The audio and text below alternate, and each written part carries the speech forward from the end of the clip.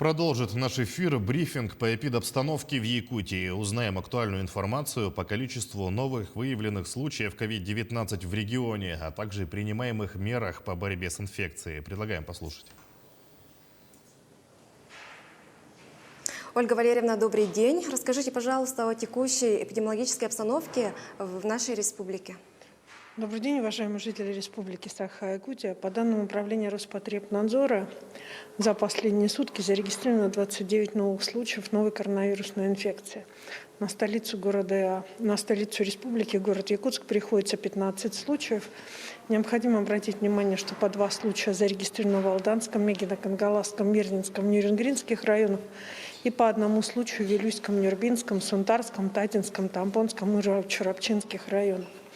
Оценивая распространение коронавирусной инфекции за последние 2 недели, необходимо обратить внимание, что вновь пошла тенденция распространения вируса по районам республики. И на настоящий момент географический спектр районов, по которым распространяется инфекция, в том числе и уходит и в дальние поселения, значительно расширился.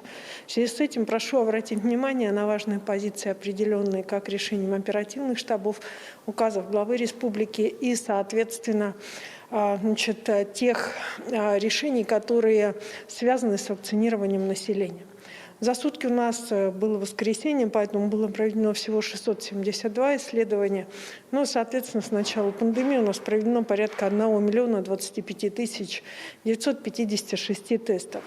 Что касается вакцинации, необходимо обратить внимание на следующий момент. На 4 апреля 2021 года в республику поступило уже порядка около 100 тысяч доз, соответственно, вакцины от коронавирусной инфекции. На прошлой неделе дополнительно поступило, входящее в этот размер, в это количество и вакцина, производителем которой является «Вектор». На настоящий момент использовано 70% от всей вакцины. Первую вакцину получили 77 072 человека. За сутки и за воскресенье у нас было провакцинировано 2226 человек. Сегодня и завтра все медицинские организации также будут работать в более повышенном режиме. Соответственно, будет в связи с поступлением векторовской вакцины, появится возможность у лиц, которые являются лицами маломобильными, получить данную вакцину на дому, так как основное отличие векторовской вакцины от вакцины «Спутник» заключается именно как раз в условиях ее более лучшей транспортировки и нетребования для этого соответствующего холодильного оборудования. В связи с чем на настоящий момент охват лиц, которые маломобильны, у нас будет значительно больше, в том числе и по территории республики. На территории республики в целом число граждан старше 60 лет, получивших первую вакцину, составляет 17 782. Для учреждений здравоохранения вакцинация пожилых граждан поставлена в качестве приоритета. При этом я хочу обратить внимание на то, что мной было промониторировано, и на оперативный штаб сегодня будет внесена информация о состоянии наличия вакцины, соответственно, в наших населенных пунктах, в том числе и труднодоступных. Необходимо обратить внимание, что большинство труднодоступных населенных пунктов, они у нас обеспечены вакциной. Какую-то определенную часть вакцины, соответственно, у нас получена непосредственно практически во всех населенных пунктах. Есть лишь только десяток, наверное, населенных пунктов по всей республике, куда вакцина вообще еще ни разу не была доставлена ни одной дозы. Соответственно, эти решения, они принимаются и, соответственно, вакцина доставляется для вакцинирования населения. Необходимо обратить внимание, что погодные условия с пятницы, субботы и воскресенья не позволили нам направить вакцину в ряд районов республики, в связи с чем при установлении погоды новая партия будет направлена и, соответственно, будут соответствующие вакцинирования в дальнейшем продолжены. Спасибо. Это был брифинг оперативного штаба об актуальной эпидобстановке, а мы переходим к выпуску новостей.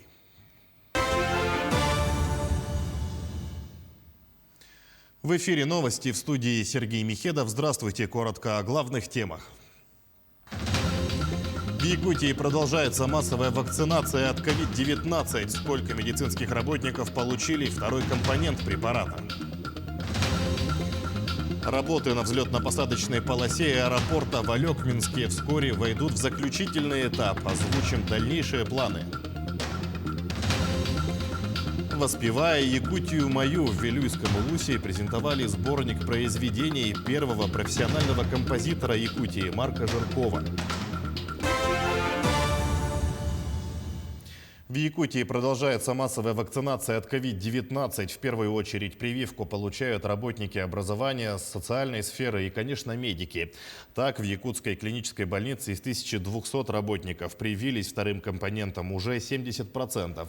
Вакцинация проводится вакциной Гамковид-Вак, ее также называют «Спутник Ви». Состояние после вакцины у всех хорошее, отмечают врачи. Никаких серьезных последствий не отмечалось. Кроме того, к лицам приоритетной вакцинации относятся сотрудники правоохранительных органов, вахтовые работники, военнослужащие и призывники. Напомним, вакцина против ковид ставится двукратно с интервалом в 21 день. Первую дозу я получил, когда я только поступил на работу, и потом вторую дозу я получил после 3 недель. И я после второй вакцины я хорошо себя чувствую, никаких там симптомов ОРВИ не было. И через 45 дней я сдал кровь на антитела, и у меня антитела G20. Это очень хороший показатель, и значит, у меня иммунитет образовался. В Чурапчинском Улусе пребывала межведомственная рабочая группа, обсуждалось планирование противопаводковых мероприятий. Заседание провел исполняющий обязанности первого зампреда правительства Дмитрий Садовников. Приняли участие главы, представители заречных и центральных районов. Выступили с информацией по плановому проведению предупредительных мероприятий по снижению вероятности возникновения чрезвычайных ситуаций в период половодья. Пока еще рано что-то говорить, потому что сейчас специалисты гидромедцентра, они анализируют материалы, собирают сбор данных, у нас идет еще, да, сравнивают какие-то, может, года аналоги, подходят, не подходят, применяют методики к расчетам. И поэтому после всех вот этих выполненных работ будет выпущен гидробюллетень номер 1, в котором будут указаны предположительные даты вскрытия и наивысшие уровни населенных пунктов, которые ледоход будет проходить в этом году. Приблизительно после 15 мая работы на взлетно-посадочной полосе аэропорта Валек в Минске войдут в заключительный этап. Начнется укладка грунтов и плит на подготовленное основание. Подробности грядущих работ у Елены Фаст. Продолжаются работы по взлетно-посадочной полосе аэропорта Алекминск. На сегодня объем выполненного значителен. Работы у нас проведены по грунтовому основанию на 98%, под полистирол на 100%, укладка полистирола у нас выполнена на 98%. По грунтовому сопряжению у нас завезен грунт порядка 90%, осталось 10% завести. По перрону у нас готов по грунтовому основанию 100%, по укладке полистирола 100%, по засыпке слоя под искусственное покрытие тоже 100%. Рулежная дорожка у нас тоже готова на 100%, по укладке, кабельные переходы сделали. Следующий этап, к которому подходит искусственное покрытие, укладка плит, материал под плиты. Это щебень, песчаная смесь. Эти работы начнутся после середины мая. Продолжаются работы по вододренажным и водоотводным канавам. Эти работы завершатся в июне. Общая длина составляет 6 километров. Из них на сегодня готово 720 метров на полосе и 180 метров по перрону. Также предстоит строительство КПП и ряд других объектов. Все работы находятся на строгом контроле, как их исполнение и качество, так и период выполнения. Обязательно смотрим на выполнение видов работ, каким образом производятся, соблюдаются ли проектные решения. И те работы, которые сейчас ведутся, они по графику предназначены приведению именно в этот период работы, то есть именно в зимнее время, до оттайки грунтов, до оттайки песков, чтобы работы и сохраняем эти в замороженном виде, то есть в вечном, как говорится, мороз, термоизоляционными плитами, для того, чтобы сохранить нижние слои. Между тем продолжаются рейсы до Якутска вертолетами полярных авиалиний. Сейчас загрузка полная в оба конца. Для удобства пассажиров предусмотрено следующее. Регистрация пассажира сейчас будет у нас в аэропорту. Значит, пассажиры будет сама регистрация. Значит, администрация даст объявление в газету, значит, для пассажиров, вот это изменение порядка регистрации. И продаваться будет во избежание, будем так, в целях улучшения обслуживания пассажиров, значит, принято решение, чтобы пассажиры сразу приезжали в аэропорт и здесь покупали регистрации и покупка билетов. Покупка билетов тоже будет работниками аэропорта. Елена Фаст, Максим Копылов, Алекминск. Международные интеллектуальные игры пройдут в Якутии в следующем году. Об этом сообщает пресс-служба Целевого фонда будущих поколений региона. Игры способствуют реальному росту числа детей, увлеченных наукой и технологиями, умеющих критически и креативно мыслить, работать в международных командах. Планируется провести игры в несколько этапов. Финальная часть предполагает командную работу над проектами на цифровой платформе. Ребята получат возможность включиться в дистанционную работу международных команд над STEAM-проектами по глобальным проблемам человечества, в том числе развития Арктики, рассказал генеральный директор фонда Владимир Егоров. Концепцию мероприятия разрабатывает Министерство образования и науки Якутии и Целевой фонд будущих поколений. На территории Намской центральной районной больницы продолжают проходить дни открытых дверей. Осмотры ведут врачи из ведущих клиник республики. Это Якутская республиканская офтальмологическая больница, кожно-венерологический диспансер, ЕРКБ и другие учреждения. Бесплатное обследование населения включает аппаратно-программный комплекс, скрининги, экспресс-анализы, лучевую диагностику, разработку индивидуальных программ оздоровления и предупреждение факторов риска развития заболеваний.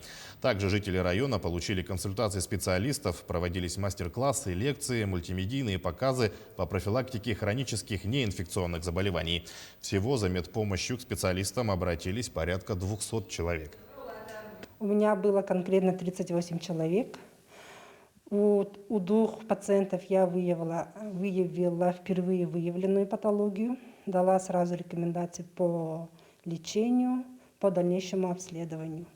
10 пациентов вызвала к себе в эндокринологический диспансер, объяснила схему маршрутизации, объяснила, как нам можно проще попасть, дала контактные данные нашего учреждения, чтобы пациент имел возможность по моим рекомендациям уже записаться к специалисту для дальнейшего обследования. В Вилюйском Улусе презентовали сборник произведений первого профессионального композитора Якутии Марка Жиркова под названием «Воспевая Якутию мою». Сборник вышел благодаря финансовой поддержке администрации Вилюйского Улуса тиражом 200 экземпляров, которые будут направлены в школы искусств района и республики. Ну а в сам сборник вошли 13 произведений композитора. Инициатива создания сборника, это, конечно, принадлежит коллективу Вилюйской детской школы искусств имени Марка Николаевича Жиркова. Преподаватели и наши обучающиеся ведут работу, методическую работу, создание пособий. Это не первое пособие, а уже третье. Целью сохранения наследия творчества Марка Николаевича Жиркова. К этой минуте у меня все. Помните о безопасности, носите маски, соблюдайте безопасную дистанцию. Увидимся чуть позже.